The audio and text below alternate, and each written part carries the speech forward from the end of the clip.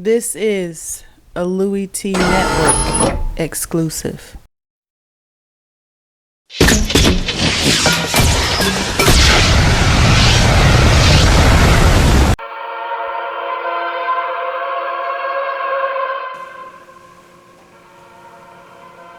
else could it be? But me, your man, Louie Tee. Welcome. You are in the lab room, of course. I'm your host, Lou. Thank you for joining me on the 2016 NFL Draft Prospects 101 series. Your guide to some of the biggest and the hottest names in the 2016 NFL Draft. We're talking linebackers, and this seems to be somewhat of a linebacker factory. Not always good.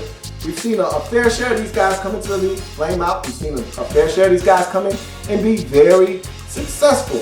I think this is one of those linebackers that can come in and be very successful at the next level. I'm talking about Alabama linebacker Reggie Ragland. Let's talk about his pros, his cons, and then move on to the next linebacker. In the process, you start with his pros. Instincts. Look at Reggie Ragland, and the first thing that jumps off the screen at me when I'm watching him and evaluating him is his instincts. He's one of those guys, diagnosis of play, and so I'm going ahead and lump this with another pro. So, because I think they really go hand in hand with one another. He read and reacts plays very well, and he has great instincts. So, he's one of those guys that diagnoses the play quickly, but he's not in a hurry, okay? He's not in a hurry to get there, which is sometimes it's a great thing. Now, other times, I'm one of those, go, you see it, trust your eyes, go and make a play. But sometimes when you go too fast, you can get caught up in the wash, you can get caught up in the mix. And then next thing you know, an athletic running back is bouncing it outside. You've already committed to the A-gap. Now you can't get out of the trash, you're stuck. He bounces it outside, and if you would have just been patient, maybe striped a couple of times, you would have met him outside as he's trying to go off tackle. Instead, you're stuck in the trash in the middle of the field. You can't get out there. And now a play that would have been 1 or 2 yards max because you would have met him at the line of scrimmage is now 17 yards. So he is able to diagnose plays and take proper angles, and that's another pro. So I guess I'm just leading myself into him. Takes great pursuit angles. I love how he attacks the football. When you're not the fastest guy in the world, pursuit angles are everything, okay? And even when you're an explosive athlete, you still need to take great angles. And I think he takes extraordinary angles to the football. There isn't many times that I watched on tape where I'm like, man, you took a poor angle there and that's why you got beat. He's taking great angles to the football, and it's allowing him to get in on tackles and make some plays. So he diagnoses plays well, finds the football, has great instincts. When he needs to attack immediately, when there's a hole there that he can get through and get into the backfield, he does. But then there are other times where he diagnoses the run, sees what's happening, stripes, and then takes off, meets that running back outside, and boom, stonewalls him. Here comes the cavalry, and that guy's not getting any extra yardage. Reads and reacts well. He can sort through trash. That's another pro. When you're talking about a guy that is in the middle of the defense, you got to be able to sort through trash. I just talked about an example of when you can get caught up in the wash trying to be aggressive, not being able to sort through the trash, and a guy is able to pick up a bunch of yards because you weren't able to sort through the trash, or you weren't disciplined enough to realize that I'm not going to be able to get to him through the A-gap. I may have to wait it out and see if he tries to bounce it outside and be a little bit more patient. So he's able to sort through the trash, guys trying to block him, push him out of the way, discard, which leads me right into another pro. Stacks and sheds very well. The first play that I saw with him on tape, stands up a guard, throws him to the side, makes the tackle. Just like that. I mean, that's what Reggie Ragland is as a football player. He's a thumper. He's physical. That's another pro. He's a thumper. He's physical. He's a guy that's going to stack and shed. He's going to be stout at the point of attack. That's another pro. And he's going to be a guy that is involved in the play, whether he's making a tackle or standing up a guard or standing up a tackle or standing up a center and getting in the way, filling a gap and making it tough for a running back to squeeze through a hole and allowing somebody else to make the tackle. Reggie Ragland is going to impact the play somehow because he's a very smart football player, which leads me right into my next pro, high football IQ, okay? I don't know if there's a higher compliment that can be paid to a football player than having high football IQ. Having a high football acumen makes up for a lot of deficiencies. If you're a smart football player, you don't have to be the greatest athlete. If you're smart, you understand what's trying to be done to you by the offense. You can counteract that and you can find a way to make a play even though you're not the most athletically sound and gifted guy out there, because sometimes your instincts and your mind can help you make up for other areas where you may lack, and it allows you to play faster, okay? Even though you're not a 4'5", 240 guy, you can play at a much faster speed because you already see what's happening and you can beat them to the punch. Just like a screenplay. If you're not a smart football player and you see all these linemen letting you go upfield and then they're getting out, and you run up the field any damn way, you're not a smart football player. What you've done is you've run yourself out of the damn play. But if you're a smart player, you see screen, you see linemen letting guys go, and you see some linemen getting to the outside, you read screen, and you immediately dart to the outside. Guess what you've just done? You just beat those 315, 20-pound offensive linemen to the punch. You beat them to the spot, and now you're in the backfield making a tackle on that receiver, on that running back, out of the backfield for a 4-yard loss on a screen play because you just blew it up because mentally you were 2 steps ahead of the offense. High football IQ is what you get with Reggie Ragland. Versatility, okay? He's the type of guy that, and I did not know about Reggie Ragland until I put on the tape. I was not aware of the fact that they would line him up as a defensive end or outside linebacker and allow him to rush on 3rd downs. I was not aware of this, okay? I didn't realize that until I put on the tape, and I actually said, damn, he's not a bad guy to send after the quarterback with his hand in the dirt. So what that says is you get a little bit of versatility with Reggie Ragland. On 3rd and 9, you don't want him in coverage? I wouldn't want him in coverage either. But guess what? He doesn't necessarily have to come off the field. Why? Because you can stick him in your nickel package, your sub packages, as a down lineman trying to rush and get pressure on the quarterback. Now he needs to refine his technique a little bit, but of course he does. That's not something he did snap in and snap out. It's something he did very rarely, but he did do it from time to time at Alabama, and I was actually impressed. He would get in, he would force the pressure on the quarterback, and at times he would actually get sacked. So I like him as a guy that provides versatility at the next level, as a guy that you can have him stick his hand in the dirt in sub packages and get pressure on the quarterback. I like that extra wrinkle to his game that I didn't know was there before I turned on the tape. He's a short tackler.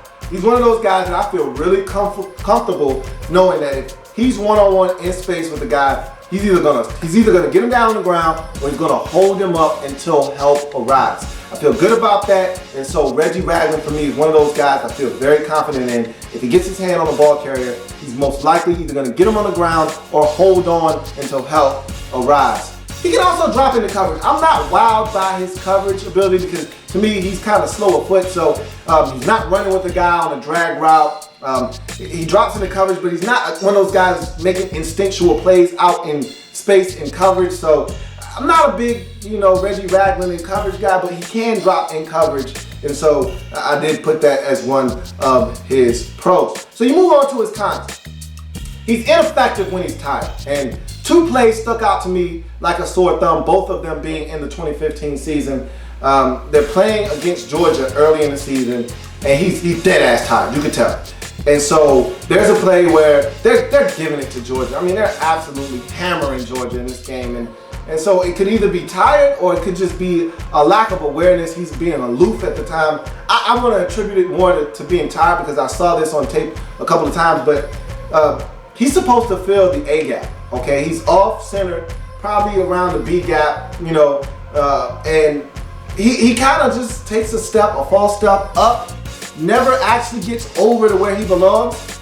The Red Sea parts for Nick Chubb, straight up the middle, about 65 yards to a touchdown, and you could tell that was his responsibility. He was supposed to, and normally Reggie Ragland is on time, fills that gap up, and there's nowhere for Nick Chubb to go, which is what was going on with Nick Chubb for most of that game, but he allowed that back door to be open, and Nick Chubb took advantage of it and ran for a touchdown. And it was just pure laziness on the part of Reggie Ragland. And you know what? Laziness is the wrong word, because that would insinuate that he wasn't tired, he just didn't feel like doing it.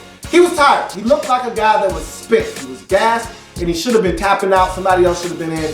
He didn't have the energy to get to where he needed to be on that particular play, and so it resulted in a touchdown. You look at the Tennessee game. Hurd, the running back for Tennessee, same thing. He kind of gets to the outside, this Reggie Ragland, but he doesn't stand up to that block like he normally does at the point of attack. Gets washed outside, gets pushed out, and Hurd comes right off of that block, gets to the outside, gets up the field for a touchdown, about a 14, 15-yard touchdown. And in that game where it was tight, where you couldn't afford to be giving up plays like that, that was a big play at the game at the time that gave Tennessee a lead that they would hold until late in the ball game, when Alabama would ultimately come back and win that football game. But when he's tired, he's ineffective as a football player, so that's something to keep an eye on. He's not a sideline guy. That's the next con. Look, I'm not telling you something you don't already know. We're in a 4.72 at the combine, which isn't terrible, but it isn't great either.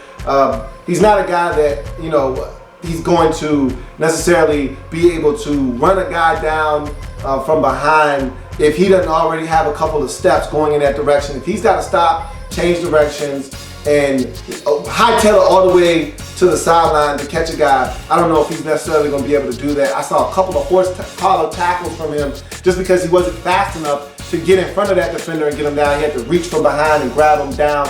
And so I can see him having some horse collar tackle penalties at the next level, just because he's a step behind. He's not a sideline guy. He's not Darren Lee. He's not Miles Jack in this draft. That is for certain. Is he a 3-down linebacker? That's a question. That's not as much a con as it is a question that I don't know the answer to, because I'm not really comfortable with him in coverage as a coverage linebacker. He's not running with anybody step for step, running backs or tight ends out of the backfield or anything like that. So is he a 3-down linebacker? I told you what you can do with him if you want to keep him on the field on 3rd down. You can put him in the nickel packages and sub packages as a down lineman. But as far as a linebacker is concerned, I don't know if he's a 3-down linebacker or not. His size, that's another con for me. 6'1", 247. Now remember, he got down to 247 for the combine, but his playing weight was up north of 250, 55 pounds. He's one of these guys that I look at and I'm like, he may start to get comfortable, start eating a bit, not working out as much. And I could easily see this guy ballooning to like 261 pounds and not being, he's already not the greatest athlete in the world. If he puts on another 10, 15 pounds, how fast is this guy really running? I'm not sure. So his size isn't really a problem as constructed right now at 6'1", 247. My question is, does he put on some more weight once he gets into the league? Because everybody gets into the best shape of their life for the combine. Everybody gets into the best shape of their life for the pro day. Yeah, of course. All spotlights on you. You need to be in the best shape of your life. What happens when you finally get paid and you don't have to be in the greatest shape of your life? That's the only thing I ask myself about Reggie Ragland, because again, this guy was playing at north of 250, 52, 55 pounds when he was at Alabama. So I have my questions as to whether he'll be able to stay in shape or not. But that's Reggie Ragland in a nutshell, a guy that's coming off the board in the 1st round, because again, in this league, inside linebackers matter, and Reggie Ragland to me is a difference maker at the linebacker position, so expect him to come off the board somewhere in the middle to late portion of the 1st round in the 2016 NFL Draft. That's Reggie Ragland and his draft prospects one-on-one breakdown. If it happens in the National Football League, whether big or small, we cover it all here in the lab room. Come back and join me as I continue to break down anything and everything in the National Football League. I got more LBs, man. Stop it.